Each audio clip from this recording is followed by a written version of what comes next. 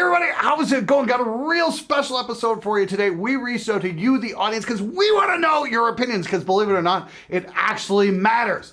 So we asked you guys, what are your reasons why 9-string guitars like this beautiful Ibanez here are the dumbest instruments ever? So we've got them right here. So number one, reason number one, girls won't come to your show.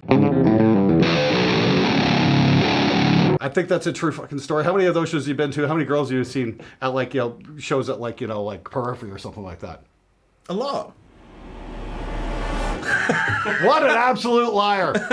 Number two is you will not use all of your strings. Chances are you're just going to use the bottom one. Reason number three is you can't tell if it's in tune by ear. I think that was a nice solid L. I think it was, yeah. Number four, and this is so true, your fans are nerds. Number five, the band you're going to be playing in, there's no singing aloud, only grunting, and so that means vocal harmonies are out as well. Number six, changing your strings is going to suck.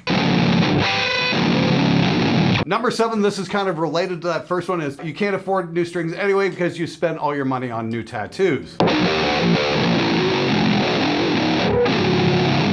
Number eight, there's no such thing as band practice because you're all playing at your desktops and working over the internet.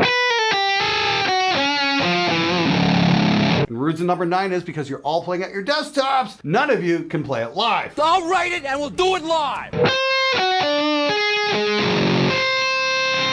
And reason number 10, playing a 9-string sucks, is because you don't know how to hook up your $3,000 modeler to an amp at the show because you've never played through a real fucking amp!